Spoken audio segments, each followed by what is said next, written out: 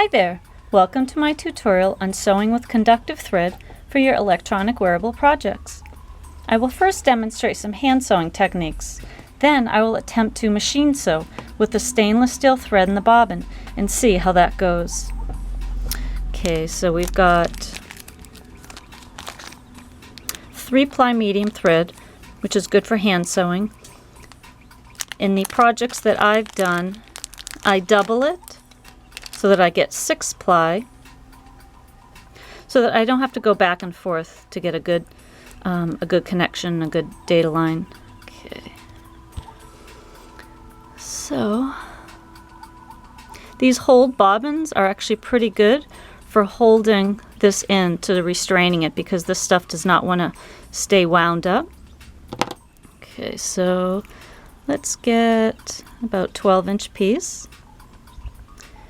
And don't ruin your good Ginger scissors. So I got these special engineer scissors, and they're really good. So see how that kind of flies out?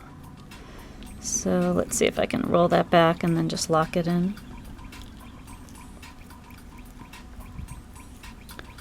So you want to find a needle with a large enough eye to get everything through, but not so large of a needle that you can actually put a visible hole in your project. So, okay, so that's good with that.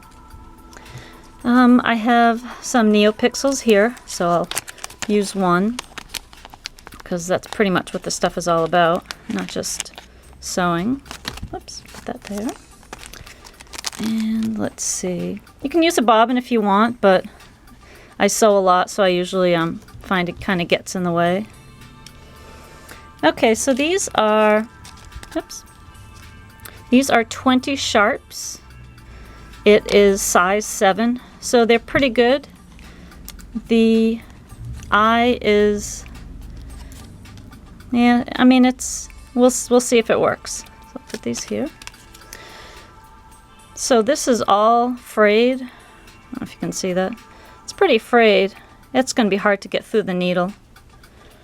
This end might be a little bit nicer. I don't think it's like regular thread where you can kind of just put some saliva on it and put it together. So I'll try to give it one more fresh cut, and if we can't get it through, then I'm going to show you a trick. Okay. Let's try to get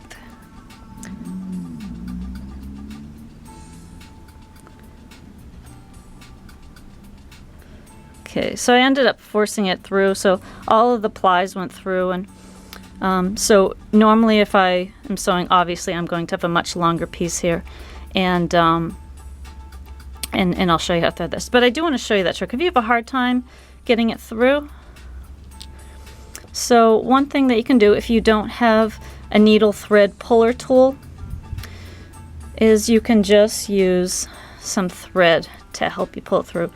This is embroidery thread.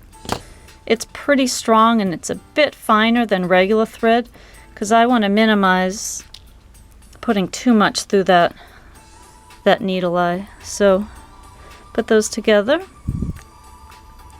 with our trusty saliva. Alright, let's feed this through. Okay. Did that work? So basically what I've done is I've created a loop, and I'm going to catch this in here and see if that works. So I'll put it through almost halfway, and then I am going to kink it a little bit, because you're putting a lot through that eye. So let's draw this through and give it a little tug.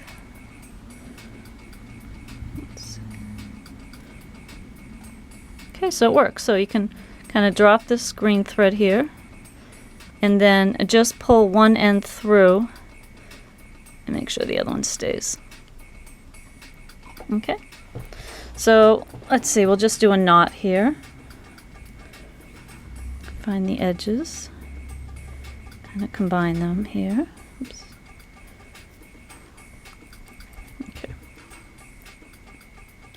This stuff is pretty rigid, so I can't knot it in a traditional way that I would with my hand sewing thread. So just going to go around once, And then I'm going to go around again. I'm going to redo that just in case I lost a few. And okay, so let's grab a larger loop. Okay. So we're going to wrap it once. And then twice. This helps the knot stay really tight. And you will use nail polish too, but it really gives a nice bulky knot, as you can see. And then you just push that through on both sides, make it tight. So if you want, right here, you could put nail polish on it. What you would do is you would just kind of paint the knot a little bit, but we'll wait so I don't get all over myself. Okay. Okay, so let's see if I can move this stuff. So generally I do the data lines first, and I connect NeoPixels to each other, so I guess I need to.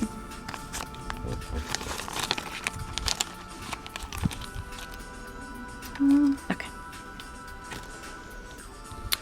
Sometimes I hold them with tape when I'm working, like I did the tie project, just with some Scotch tape, just to keep them on grain and as perfect as I can, but this is just demo, so I'm not going to do any scale spacing. So you just come up, that through, and one more time. And that's sufficient. You can actually go again to go 3 times. Right now I'm just going to do 2. If you try to go again, you're going to actually have a hard time trying to get through that hole. So this is plenty of thread touching that. That's fine. And then so we're going to meet our other one. So let's see. Get the, like this. So that looks pretty straight. And basically you're going to bring it up behind. And you don't want it too tight behind. You need some slack, some ease, or your project's going to buckle. So it's just kind of experimentation, figuring that out.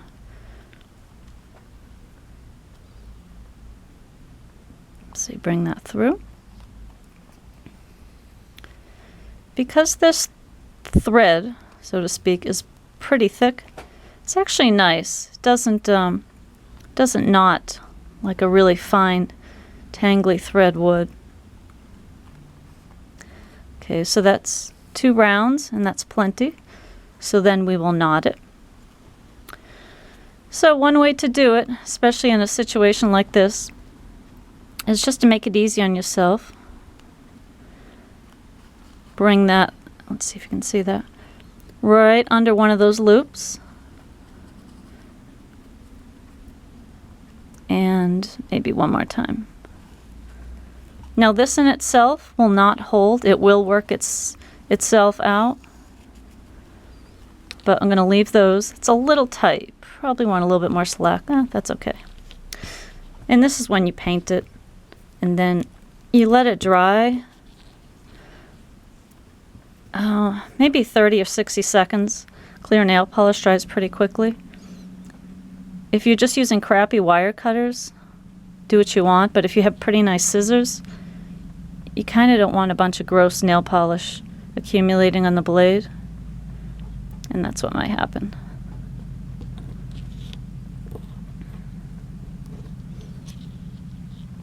So that's it. Then you cut it, you leave a little bit. You don't want to cut too close. Okay. So now what I want to try is using the machine option.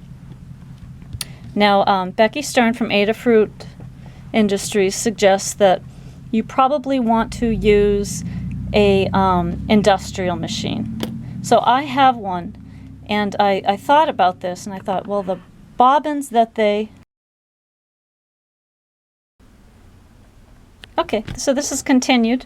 Let's see, where was I? So she recommends using a dusting machine.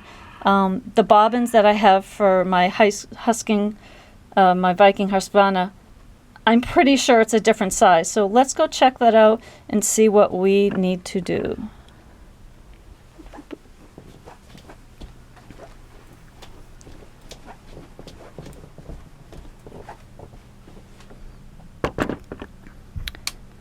Okay, so this is my industrial Viking.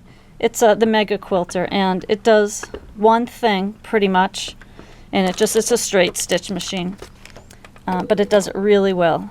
So this is the 2-ply thread, and this is what she recommends using rather than the 3-ply. So let's open this up, and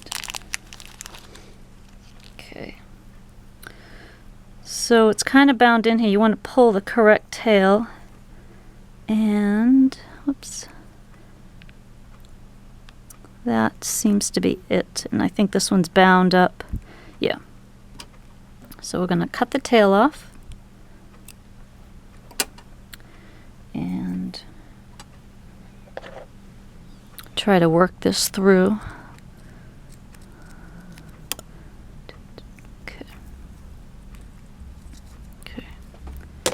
And I don't like that either. Let's cut that. Okay, let's get that out of the way. And I'm going to lock this up because it's probably going to unwind. Okay. So let's look inside the bobbin mechanism and see what it has and compare it to the bobbin that they send you and how it comes. So let's see. Because you have to use the same bobbin. I'm not recommending that you use something. All right, so let's see. Can you see that? This is quite a bit of a size difference, certainly in the height. So what do we need to do? Well, I'm going to try to put this on my machine on the peg where I would normally put a big spool of thread, and then I will attempt to transfer this to a bobbin that fits this. Okay, so put this away. And let's see. So let's see if I can find an empty one. Okay. Let's see. Okay, here's one. So again, you can really tell the size difference. That way it's about the same. Okay. So.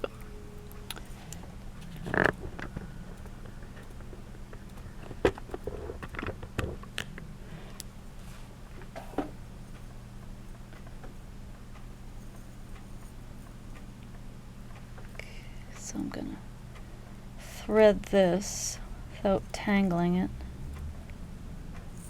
hopefully.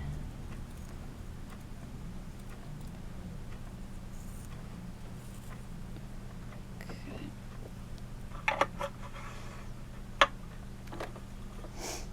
so it's really flying off that bobbin, but hopefully there's enough mechanisms here to control it. Let's see, can you see that? Yeah, it's pretty close. Okay. So this is new bobbin, and I'm going to feed that through this hole.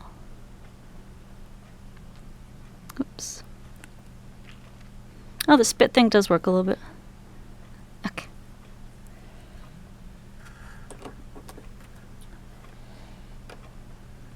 So block that. So that's in bobbin mode. So hopefully this will wind and not go crazy off the wheel. So press the bobbin.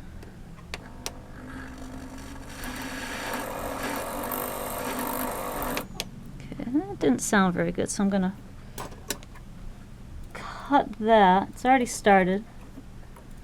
And check everything. It's okay. Okay. I'm going to just hold this maybe to control a little bit better.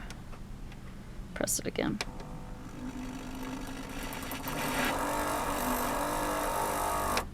Alright, Alright, so this is a little tangled, so it wasn't wound that well. So let's just flip it over. Maybe it'll be a little bit happier. Okay, let's see.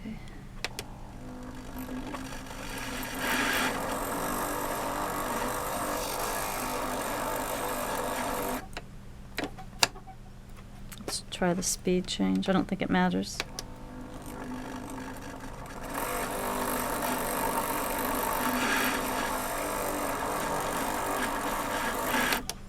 So it doesn't sound very good. Just make a couple of adjustments and see if I can get it to. Let's see. Okay.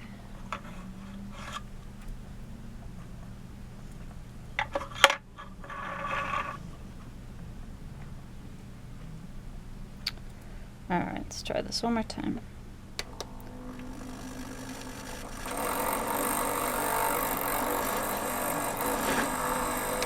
It's mainly this. Doesn't seem to be spinning too well.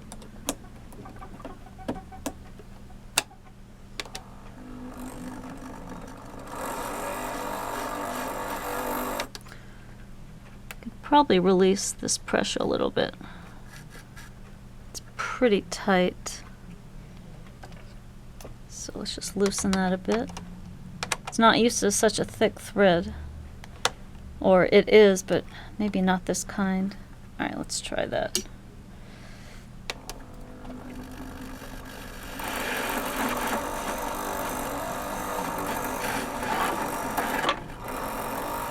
Okay.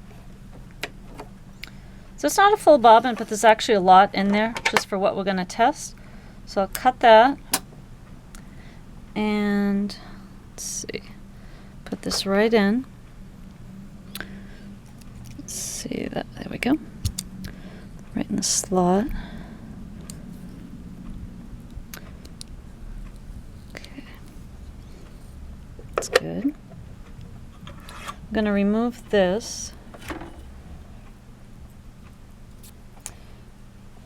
Just wind that back.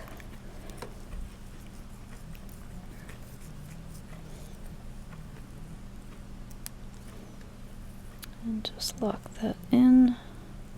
Keep it from unwinding completely. Okay. So we have to decide what to put in the top feed. So I want to use certainly a similar thickness. Let me lower this.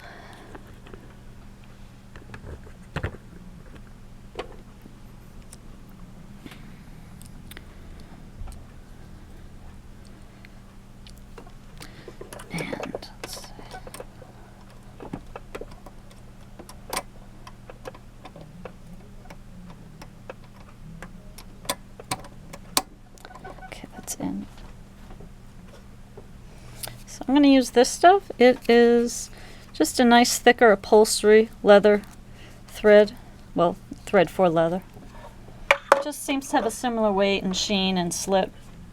Whoops. So we're gonna.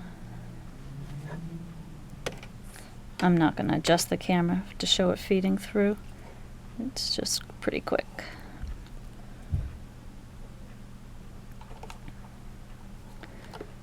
Through. Okay.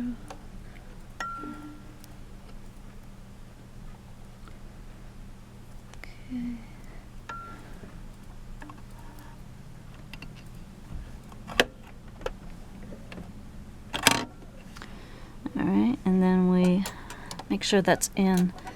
Bring the needle down, back up, feed that up through. It came out pretty nicely.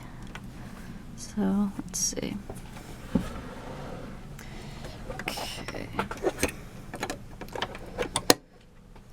So I have two things already cut out. This is leather, so maybe we'll sew on the suede side. And then I have a piece of denim. So I have no idea if this is going to work. Let me adjust some of my settings. The tension, I always have tight on this. I'll just kind of loosen up a tiny bit. Foot pressure, loosen that.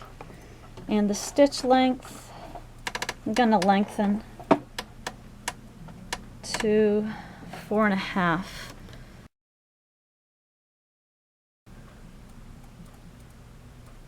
Okay, so I think I got most of that. So I've lengthened the stitch to about 4.5, and I'm going to slow the sewing speed down.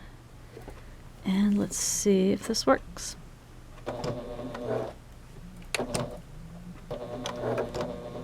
Sounds good. That's how it should sound.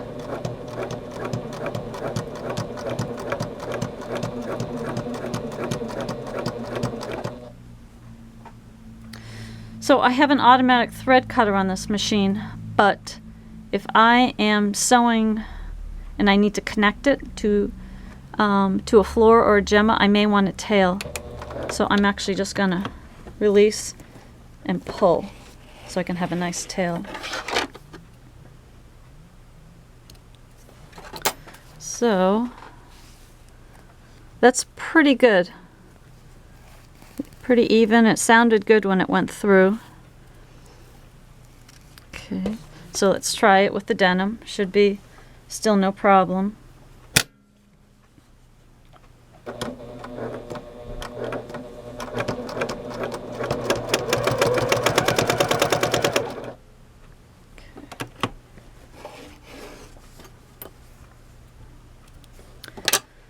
Okay, stitching.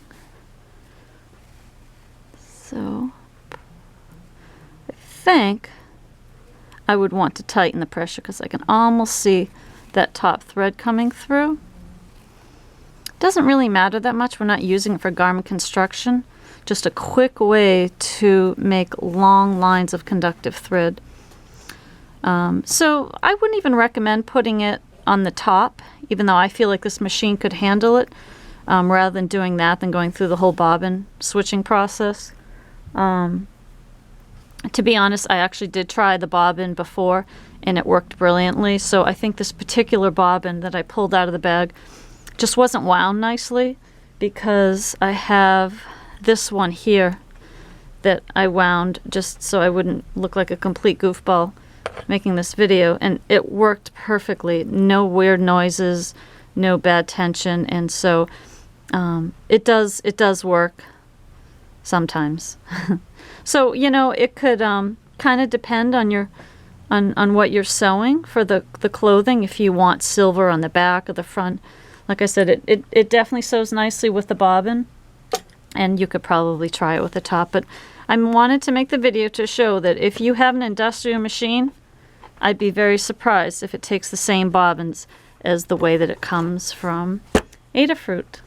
So I think that's it for this video, and the next video I'm going to make in a few minutes is showing how to sew with the EL wire to make a pillow, and how to produce like a seam binding, welting it around so that you can have a much easier time machine sewing it rather than stitching it on by hand. Thanks for watching.